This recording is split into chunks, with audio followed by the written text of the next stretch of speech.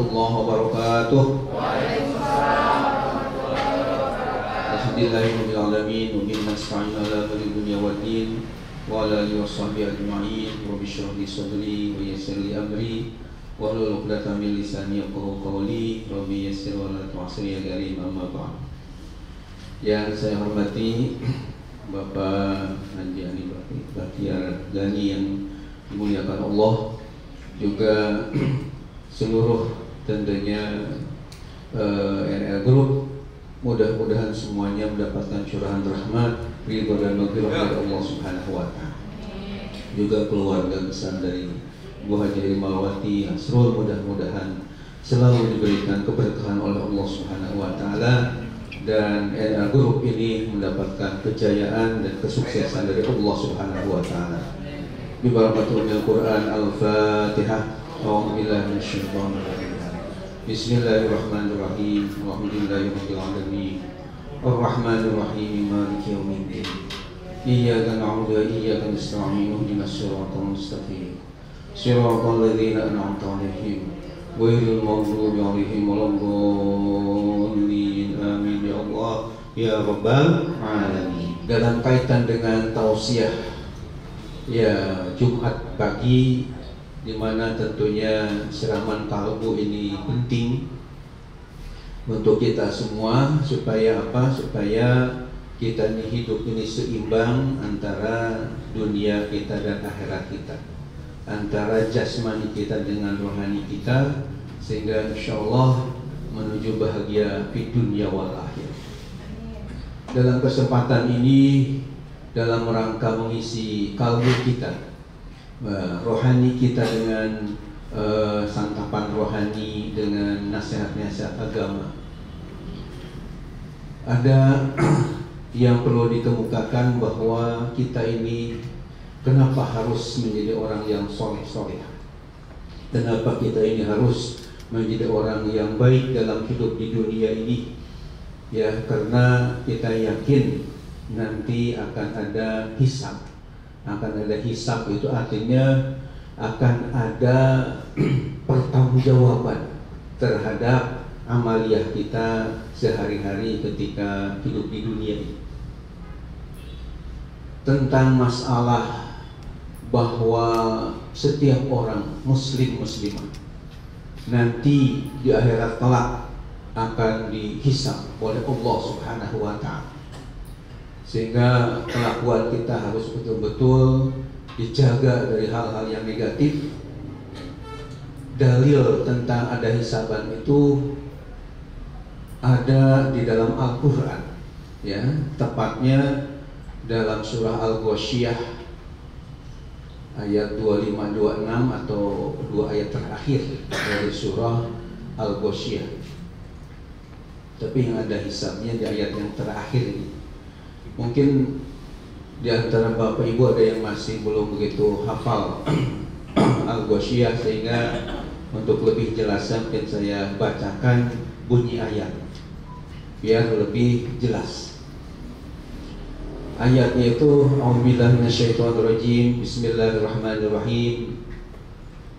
Inna ilaina iyabahum thumma inna alaina hisabahum. Artinya inna ilaina iyabah, sungguh kepada kamilah iyabahum, kembalinya mereka. Maksudnya manusia-manusia, hamba-hamba Allah Ta'ala itu, walaupun bagaimana kita senang di dunia ingin hidup untuk lama, ya, akan tapi pasti dalam suatu saat kita akan kembali kepada Allah, pemilik kita semua. Dalam ayat yang lain istilahnya inna lillah wa inna ilaihi raji'un. Artinya inna lillah, sungguh kita ini kepunyaan Allah. Lillah itu sebutnya lil milki, bermakna milik, kepunyaan. Dalam Alfiyah dikatakan walamul lil milki wa syibhi wa fi ta'diyatil aidon wa ta'lil kufi. Jadi lillah itu artinya kepunyaan Allah. Kita ini milik Allah. Wa inna ilaihi raji'un, dan sungguh kami kepadanya raji'un, kembali. yakni kembali kepada Khalik kita, pencipta kita, Allah Subhanahu wa ta'ala.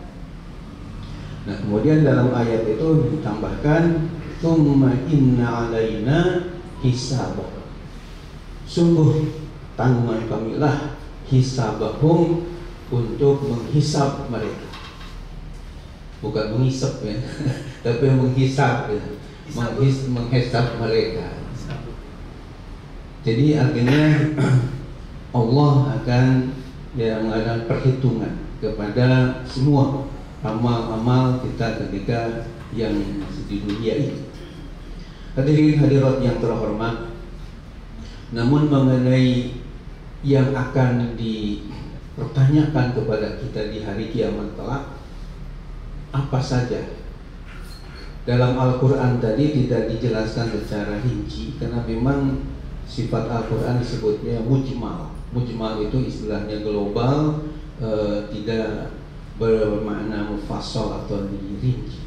Nah, sementara rincian dari ayat Al-Quran yang bersifat mujmal atau global itu ada dalam hadis Nabi kita Muhammad SAW. Karena memang di antara tugas Nabi kita Muhammad SAW itu adalah untuk memberikan penjelasan-penjelasan kepada ayat-ayat Quran yang bersifat global tadi. Dalilnya bahwa sunnah Nabi atau hadis Nabi sebagai penjelas kepada ayat-ayat Al-Quran ada dalam Al-Quran surah An-Nahl ayat 44. Surat apa? An-Nahl ya, bukan An-Namal. Jadi ada An-Namal itu artinya semut, ini An-Nahl artinya lebah. Ayatnya ayat 44. Di dalam surah An-Nahl ayat 44 Allah berfirman, wa anzalna ilaika dzikra litubayyana lin-nasi ma nuzila ilaihim wa la'allahum yatafakkarun. Artinya, dan kami telah turunkan kepadamu ya Muhammad sallallahu alaihi wasallam Al-Qur'an yang penuh dengan peringatan. Litubayyana lin-nas, supaya engkau menjelaskan kepada manusia ma nuzila ilaihim, apa yang diturunkan kepada mereka. Wala'allahum yatafakkarun, dan agar mereka berpikir. Jadi tugas Nabi adalah tabyin, yakni memperjelas yang kurang jelas dari ayat-ayat Al-Quran yang bersifat mujmal. Nah, kita baca di dalam hadis riwayat Imam Tirmidzi, di dalam kitab Sunan Tirmidzi, dan saya punya syarahnya. Jadi kalau matannya Sunan Tirmidzi matan, nah syarahnya itu artinya uraiannya namanya Tuhfatul Ahwazi. Kalau Sunan Tirmidzi 5 jilid, kalau Tuhfatul Ahwazi sampai 10 jilid. Nah, di dalam kitab Sunan Tirmidzi dan syarahnya namanya Tuhfatul Ahwazi ya, nama kitabnya, ada sebuah riwayat yang menjelaskan tentang hisab, pertanyaan-pertanyaan Allah yang akan disampaikan kepada kita sebagai umat Islam yang sudah akil balik. Dalam hadis itu yang saya hafal teksnya kurang lebih begini. Rasulullah SAW bersabda, la tazalu qadama 'abdin yaumal qiyamah hatta yus'ala an arba'i khisal. Artinya nanti di padang mahsyar ya, di akhirat, ketika manusia berkumpul, la tazalu qadama 'abdin, tidak bisa bergerak dua kaki seorang hamba, hatta yus'ala an arba'i khisal, sehingga ditanya dulu tentang 4 hal. Jadi rupanya ada 4 hal ini yang harus kita siap menjawabnya di hadapan Allah Subhanahu wa ta'ala. Yang 4 hal itu dirinci. Yang pertama, an umrihi fima afnah. Artinya ditanya tentang umur usia. Fima afnah digunakan apa sampai habis ya umur. Jadi ada yang diberi umur 20 tahun, ada yang 40, ada yang sampai 50 ya. Bapak di bakti udah 60 ya, 65 bahkan ada yang lebih. Itu nanti ditanya dari mulai balik sampai wafat ya, sampai meninggal dunia ini, itu umurnya dipakai hal fi ta'atin atau fi maksiatin. Apakah dipakai dalam ketaatan kepada Allah Subhanahu wa taala, ibadah kepada Allah Subhanahu wa taala, termasuk kerja juga. Sepakat ulama ini ibadah kalau niatnya kita memang mencari nafkah, mencari untuk kehidupan, ini jelas masuk dalam kategori ibadah. Atau justru hidupnya itu justru dipakai maksiat kepada Allah, durhaka kepada Allah. Ini yang pertama kaitan dengan umur atau usia kita. Ya, sampai habis meninggal dunia digunakan untuk apa? Ini harus kita siap menjawabnya dengan baik tentunya. Ya, jawabnya inginnya digunakan untuk taat dan beribadah kepada Allah Subhanahu wa taala. Yang kedua, pertanyaan yang kedua dari 4 itu sesuai dengan hadis Nabi tadi, wa an jismihi fima ablah. Kalau tadi wa an umrihi fima afna, kalau yang kedua ini wa an jismihi fima ablah.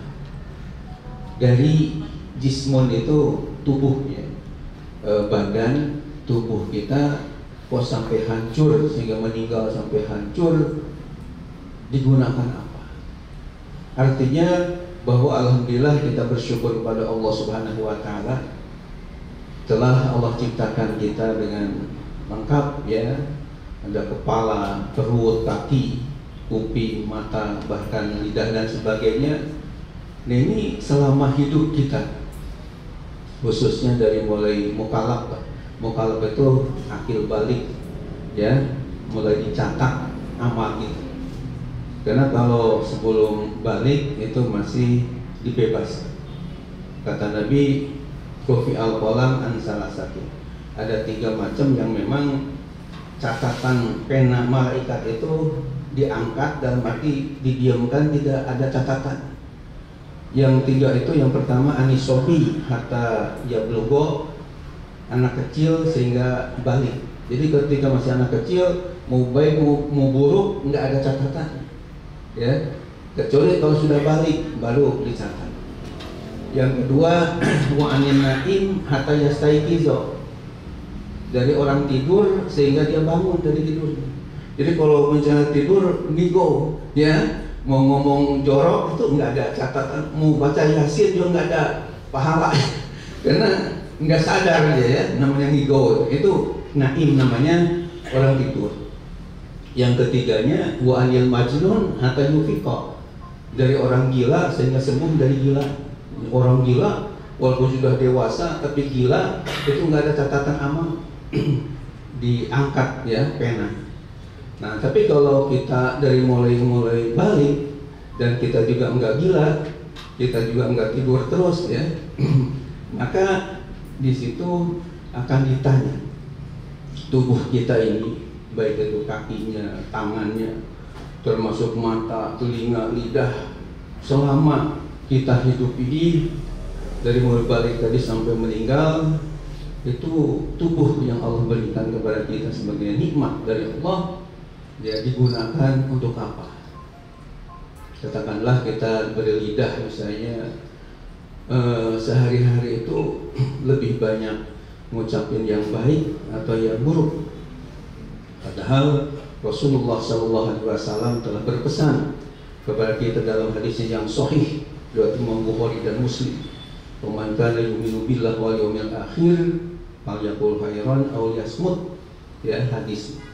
Barang siapa yang beriman kepada Allah dan hari akhirat, falyaqul khairan, hendaklah mengucapkan yang baik-baik saja. Kalau dilihat, diperhatiin, nggak ada yang baik nih kalau saya ucapin, kata Nabi, aw liyasmut, diam, ya, nggak usah ngomong kalau nggak ada yang baik. Jadi Rasulullah SAW ingin supaya kita umatnya ini kalau bicara, ya, yang baik-baik aja, nggak usah yang buruk. Kalau ragu-ragu, ya nggak usah diucap. Kalau ada WA juga share enggak, ya, kalau kita manfaat baik, ya silahkan. Kalau enggak, lebih baik kita stop, ya. Itu sesuai dengan sabda Nabi kita Muhammad SAW. Bahkan pepatah ulama mengatakan kaitan dengan hibdul lisan ini, Kata ulama mengatakan, ihfad lisanaka an taqula fatabtali innal bala'a muwaqqa'un bil mantiki. Jaga lidahmu jangan sampai berucap yang akan menimbulkan bala bencana. Karena biasanya bala bencana muncul gara-gara lidah yang tidak terkendali. Kita mungkin dengar di Sampit dulu, ya, di Kalimantan Barat sana, berantem dengan orang Madura gara-gara katanya awalnya dari ucapan yang saling hina atau saling ejek, saling ledek, akhirnya timbul perkelahian, bahkan sampai pembunuhan. Nah, oleh karena itu kita diberi tubuh oleh Allah Subhanahu wa Ta'ala, hendaknya kita gunakan untuk hal-hal yang positif, ya, baik itu kakinya, tangannya, lidahnya, untuk hal yang diridhoi oleh Allah Subhanahu wa Ta'ala. Itu yang kedua, ya. Kita lanjutkan yang ketiga. Yang ketiga ini yang akan ditanya dalam hadis diterangkan adalah wa an ilmi bima fa'ala. Tentang ilmu, ya, tentang ilmu yang telah kita ketahui dalam ajaran Islam kita. Harus begini, harus begitu, harus begini, harus begitu. Nah, ini harusnya diamal dan akan ditanya bagaimana pengamalan. Apalagi yang sudah tinggi ilmunya, udah 12 ya, pak ilmu agama yang merupakan ciri kiai, ciri ajengan, ciri tuan guru, yakni ilmu nahwu, sorof, fikih, usul fikih, hadis, ilmu tafsir, ilmu tajwid, ilmu qiraat, ilmu balaghah, ma'ani, bayan, ilmu mantik, ilmu faraid, ilmu falak, ilmu lughah, ilmu tarikh, ya, itu semua sudah dikuasai. Tentu akan ditanya bagaimana pengamalan. Jangan sampai ada istilah dalam bahasa Arab, al ilmu bila amal kasyajar bila samar. Ilmu yang tidak diamalkan ibarat pohon yang tidak berbuah. Kalau kita punya pepohonan yang harusnya berbuah di depan rumah kita, tapi tidak berbuah-buah terus, biasanya yang punya rumah tadi kesal, ya, akhirnya pohon tadi tebang jadi kayu bakar. Orang yang berilmu juga tapi tidak mengamalkan ilmu dengan sebaik-baiknya, maka satu saat akan ditebang oleh malaikat Israel, ya, akhirnya jadi kayu bakar di api neraka. Nauzubillah min. Maka oleh karena itu yang sudah kita ketahui tentang masalah ilmu agama, khususnya kaitan dengan ibadah sholat misalnya, jangan sampai kita melalaikan, jangan sampai bolong-bolong, jangan sampai belang bentong, apalagi sampai berani meninggalkannya. Nauzubillah min. Jadi mengenai ilmu yang sudah kita ketahui, kita punya, itu hendaknya kita amalkan dalam kehidupan kita sehari-hari, karena itu akan dimintai pertanggungjawaban di hadapan Allah Subhanahu wa Ta'ala. Dan kemudian yang keempatnya adalah wa'an mali, akan ditanya tentang harta, ya. Mal itu artinya harta. Bahkan di dalam hadis itu untuk masalah harta ini ada dua pertanyaan. Pertanyaan yang dua itu, yang pertama adalah min aina tasabah, dan yang kedua wa fima anfaqah. Jadi untuk harta yang kita miliki, katakanlah misalnya kita alhamdulillah punya rumah, kalau yang sudah, ya, kita punya motor, kita punya mobil, kita punya kebun, dan yang lain-lainnya, itu nanti akan dimintai pertanggungjawaban, ditanya oleh Allah. Min aina kasabah, dari hasil kasab apa? Min halalin atau min haram, apakah dari hasil yang haram atau dari yang halal? Ya, apa yang kita miliki ini dari hasil usaha yang dihalalkan atau yang diharamkan, itu akan dimintai pertanggungjawaban. Ya, kalau misalnya dari harta yang haram, Masya Allah, ini tentu luar biasa beratnya di hadapan Allah Subhanahu wa Ta'ala. Hasil korupsi, hasil mencuri, hasil menipu, dan yang lain. Ada hadis Nabi mengatakan, ma min lahmin nabata minal haram fannaru aula bihi. Tidak ada daging yang tumbuh akibat daripada makanan minuman yang haram, kecuali api neraka lah yang paling pas untuk melalap. Nauzubillah min. Panas luar biasa. Bahkan menurut saya, kalau kita makan makanan yang haram, Jangankan di akhirat yang diancam dengan panas api neraka, di dunia saja tentu tidak akan ada ketenangan, karena khawatir dikejar-kejar KPK ya ketika kita misalnya melakukan yang tidak baik. Oleh karena itu usahakan harta kita dari yang halal, yang diridhoi oleh Allah Subhanahu wa Ta'ala. Kalaupun misalnya kita tadi di hadapan Allah, jawaban kita dengan fasih menyatakan, ya Allah, mali min halalin, harta saya hasil dari min kasbil halal, dari kasab saya, usaha saya yang halal. Masih ada pertanyaan yang kedua, wa fima anfaqah, bagaimana kait dengan infak? Dengan katakanlah infak sedekah ini bagaimana? Apakah harta yang Allah ya anugerahkan, titipkan kepada kalian ini hanya untuk dinikmati oleh pribadi dan keluarga saja, atau juga bisa berbagi kepada orang-orang yang memerlukan? Apakah kamu ini termasuk yang bakhil atau yang sahih, ya, yang pilih, yang pelit, atau yang dermawan suka berbagi? Maka ketika kita misalnya menjawab dengan suka berbagi juga, maka insya Allah tentunya akan bahagia, ya.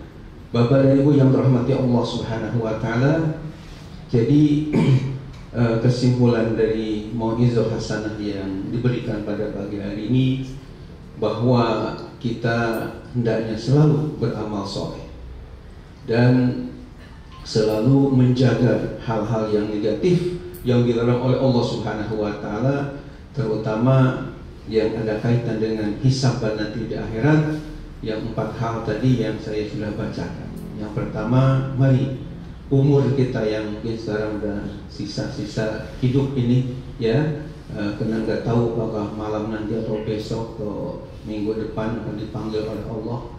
Kita siapkan umur kita ini untuk digunakan hal-hal yang diridhoi oleh Allah. Yang kedua, tubuh kita, ya, anggota tubuh kita gunakan hal-hal yang positif, karena akan dimintai pertanggungjawaban di hadapan Allah. Dan yang ketiga, kesimpulannya bahwa ilmu yang kita telah ketahui dari guru-guru kita, dari ustaz-ustazah kita, maka kita pun amalkan sesuai dengan tentunya kemampuan kita masing-masing.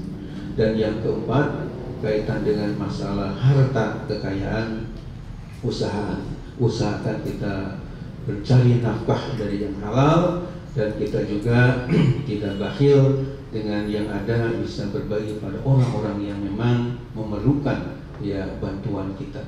Sehingga mudah-mudahan kita selamat fid dunya wal akhirah.